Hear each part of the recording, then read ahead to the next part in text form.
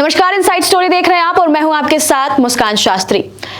Election commission को लेकर, SIR को लेकर लगातार विरोध तो जारी ही है और ऐसे में लगातार विपक्ष के कई बयान भी सामने आ रहे हैं। पहले राहुल गांधी और अब तेजस्वी यादव ने एक बहुत बड़ा बयान दे दिया है। तेजस्वी यादव कह रहे हैं कि अगर यही गड़बड़ियां चलती रहीं और इसी तरीके से गड़बड़ियां होती रहीं तो विपक्ष चुनाव ही नहीं लड़ेगा। आज इसी मुद्दे पर चर्चा करेंगे। हमारे साथ मौजूद है हमारे सहयोगी डॉक्टर संजीव त्रिवेदी। बहुत स्वागत है सर आपका।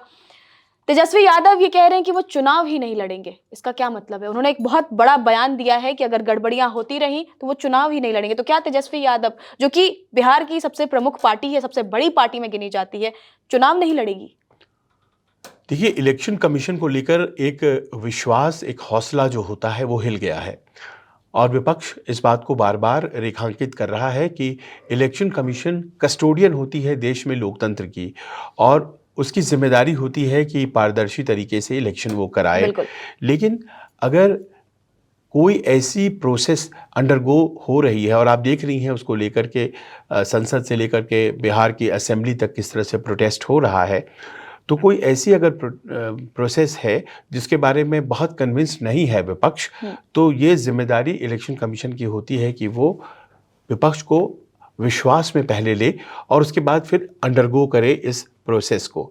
सब लोग चाहते हैं कि कोई नॉन सिटीजन्स वोटर न बने, जो इस देश का नागरिक नहीं है वो उसके पास वोटिंग राइट न हो, ये सब चाहते हैं और मुझे यकीन है कि सारी पॉलिटिकल पार्टीज में इस सवाल पर तो कोई कंफ्यूजन नहीं है। इस पर तो एग्री करती ही होगी। और इलेक्शन कमीशन के पास ये मैंडेट है कि वो इस बात को सुनिश्चित करे कि कोई भी व्यक्ति जो यहाँ का नागरिक नहीं, हमारे देश का वोटर न बने। पर इसे करने का कोई तरीका वो म्यूचुअली अग्रीड होना चाहिए था। इलेक्शन कमीशन के पास ये अधिकार है आर्टिकल 326 में कि वो समय समय पर वोटर पुनरीक्षण कर सकता है, स्पेशल रिवीजन कर सकता है, तो वो अंडरगो कर रहा है। पर जो ऑब्जेक्शन है लोगों का, और वो ऑब्जेक्शन दरअसल एक कंक्लूजन पे पहुंच गए हैं कि हम ये इस वक्त इसीलिए देख रहे हैं ये एसआईआर क्योंकि हमारे वोट काटे जा रहे हैं, हमें चुनाव में हराना है, पहले ही से आप सब कुछ तय कर चुके हैं और किसे कितनी सीटें जितवानी है, कितनी हरवानी है, ये सब कुछ तय कर चुके हैं, लिहाजा आप ये कर रहे हैं क्योंकि हमारे वोट अगर आप काट ही देंगे तो फिर जाहिर है कि इलेक्शन लड़ने का कोई मतलब ही नहीं, फायदा नहीं। और इसी संदर्भ में तेजस्वी यादव ने ये ताज़ा बयान दिया है जिसमें कि उन्होंने स्पष्ट रूप से कहा है कि इस पर हम पॉलिटिकल पार्टीज विचार कर सकते हैं। एक पत्रकार के सवाल के जवाब में उन्होंने कहा कि अगर ऐसा होगा तो हम बॉयकॉट पर विचार कर सकते हैं, हम आपस में बातचीत कर सकते हैं, क्योंकि वो महागठबंधन है, उसमें आरजेडी भी है, कांग्रेस भी है, लेफ्ट भी है, वीआईपी साहनी जी की पार्टी भी है, जेएमएम भी है और भी पार्टियां हैं।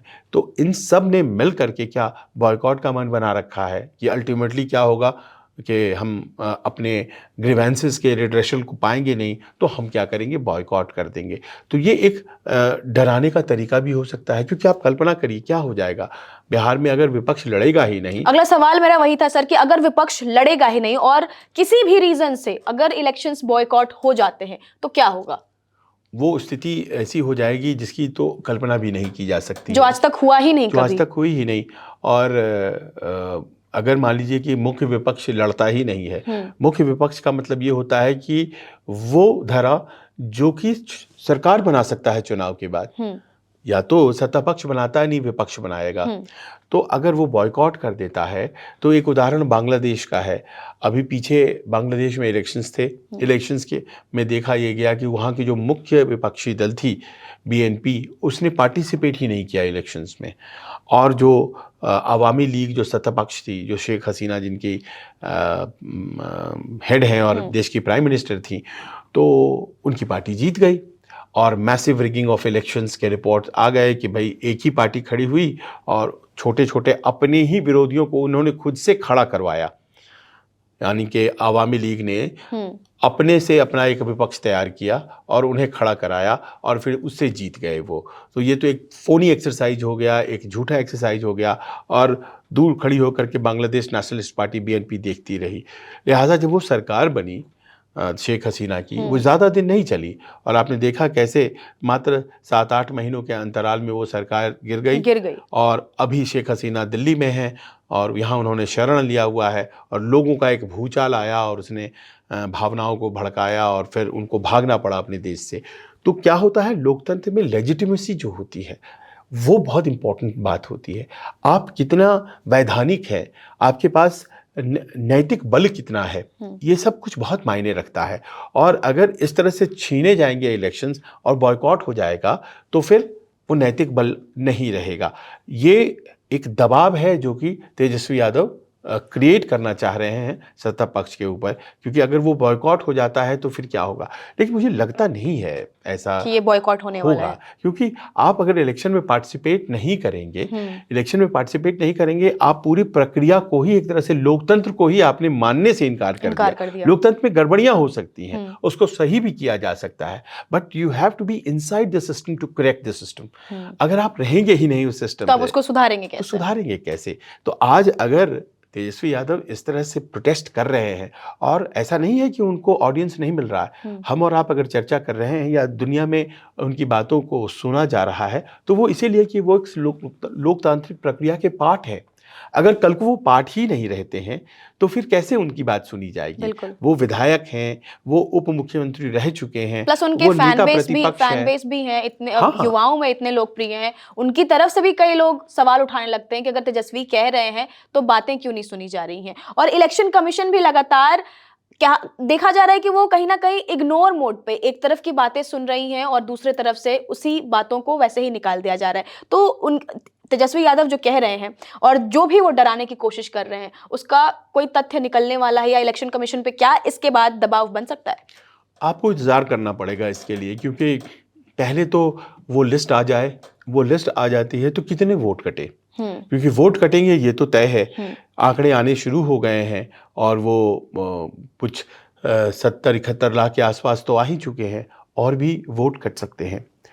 वोट ये जो कटेंगे, जितने भी कटते हैं, उसके बाद क्या कोई खड़ा होकर के कहता है कि हमारा वोट कट गया?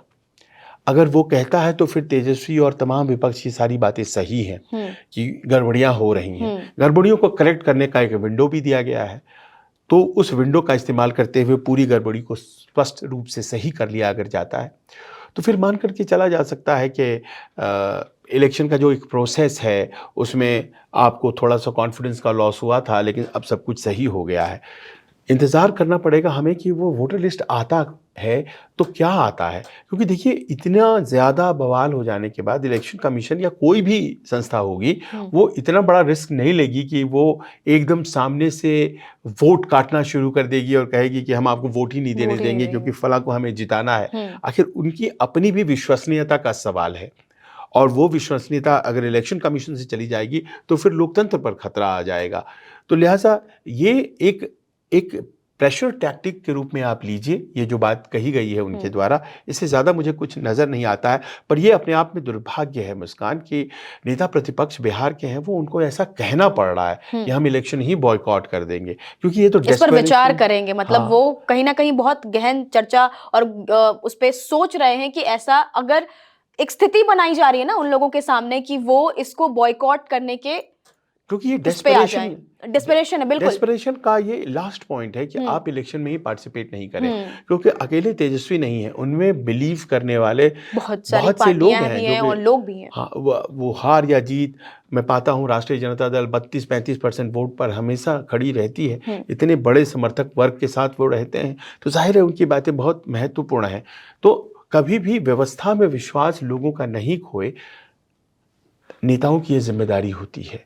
और एक युवा है, उनकी तरफ से ये बात कही गई है, लेकिन हम कह सकते हैं कि ये युवा ऊर्जा है, कह दी गई है, पर इस बात के बड़े गहरे मायने। बात तो सही है। सर ये देखने को मिल रहा है कि एसआईआर जब से शुरू हुआ है विपक्ष तो लगातार इस पर विरोध कर ही रहा है, लगातार हंगामा जारी ही है, लेकिन दूसरी ही तरफ सत्ता पक्ष उतना ही शांत नजर आ रहा है। क्यों? देखिए, सत्ता पक्ष तो इसीलिए शांत है क्योंकि वो इलेक्शन कमीशन के इस फैसले से सहमत है और उसे ये लगता है कि ये जो किया जा रहा है वो सही किया जा रहा है। और उसकी मूल वजह ये है कि एक हकीकत है जिसके बारे में सब लोग जानते तो हैं, मानते नहीं हैं, और वो ये है कि कुछ ऐसे वोटर हैं ख़ास तौर पर बिहार राज्य में, जो कि बगल के बांग्लादेश से घुस आए हैं और बांग्लादेशी हमारे देश में है। और ये सवाल फिर सरकार पे ही जाती है कि पिछले 11 साल से आप ही तो हैं गृह मंत्री, आप ही तो हैं सरकार, तो वो घुस कैसे आए। पर ये हकीकत है कि बांग्लादेशी हमारे देश में हैं और वो आपको खुली आंखों से भी दिखते हैं, आपके शहर में दिखाई पड़ते हैं, वो आपके गली मोहल्ले में दिखाई पड़ते हैं, वो कोई हमारे से देखने में बहुत अलग नहीं होते हैं और वो अपने आप को ढाल लेते हैं, तो वो इस देश के नागरिक जैसे हो जाते हैं। बाद में वोटर कार्ड भी बन जाता है, आधार कार्ड भी बन जाता है। पर यह हकीकत है, इसको मना नहीं कर सकते हैं। पर वो थोड़े से हैं या बहुत ज़्यादा हैं या बहुत ही ज़्यादा हैं, इसको असर्टेन करना कहीं ना कहीं तो ज़रूरी था। और अगर इसको असर्टेन करना ज़रूरी था तो वो जिसके वोटर्स हैं उनको बुरा लगेगा। बिल्कुल। तो सत्ता पक्ष को यही लगता है कि दरअसल ये हमारे वोटर नहीं थे, क्योंकि ये बांग्लादेश से आए थे, तो ये मुस्लिम्स थे, तो ये दरअसल भारतीय जनता पार्टी को पारंपरिक रूप से मुस्लिम्स का वोट नहीं मिलता है, तो ये हमारे विरोधियों को वोट करते थे, इसीलिए हमारे विरोधियों को कष्ट हो रहा है। और वो हमारा जो इलेक्शन कमीशन का जो ये प्रोसेस है उसका विरोध कर रहे हैं। उनका ये कहना है कि भाई हम इलेक्शन कमीशन अपना खुद डिफेंस करेगी, हम क्यों करें, हम तो एक पॉलिटिकल पार्टी हैं, बीजेपी है हमारा नाम, जैसे आरजेडी है उनका नाम, आरजेडी विरोध करे, इलेक्शन कमीशन जवाब दे, ये उनके बीच का मामला है, बीच में हम कहाँ से आ रहे हैं, हम तो समर्थन भर कर रहे हैं। आरजेडी वाले कहते हैं कि आप समर्थन क्यों कर रहे हैं, क्योंकि आपके मन की बात हो रही और हमारे मन की बात नहीं हो रही है, तो हम प्रोटेस्ट करेंगे ही करेंगे। तो ये पेच जो है ना, ये एक राजनीतिक इशू बन करके और भी ज़्यादा यूँ कह सकते हैं कि पेचीदा हो गया। और मुझे लगता है कि अब इसका आखिरी समय आ रहा है। 1 अगस्त बड़ा निर्णायक तारीख है मुस्कान, क्योंकि 1 तारीख को हम सब के सामने एक लिस्ट होगी और वो आंकड़ा होगा कि कितने लोगों का वोट कटा है। और फिर अगले कुछ ही दिन में आपको पता चल जाएगा कि कौन से राजनीतिक दल कह रहे हैं कि हमारे इतने वोट चले गए या इतने लोगों के वोट चले गए। और उसके बाद देखा जाएगा कि तेजस्वी यादव ये कहते हैं कि अभी भी हम बॉयकॉट करेंगे इलेक्शन या नहीं कहते। बहुत बहुत धन्यवाद सर तमाम जानकारी के लिए।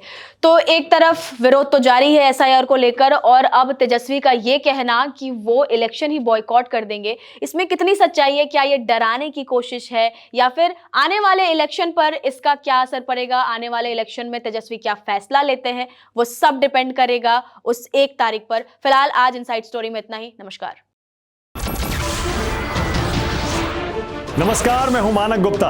अगर आपको हमारा ये वीडियो पसंद आया हो तो इसे लाइक और शेयर जरूर करें, और हां, हमें सब्सक्राइब और फॉलो करना ना भूलें ताकि आप देश और दुनिया की कोई खबर मिस ना करें। तो जुड़े रहिए हमारे साथ और देखते रहिए न्यूज़ 24।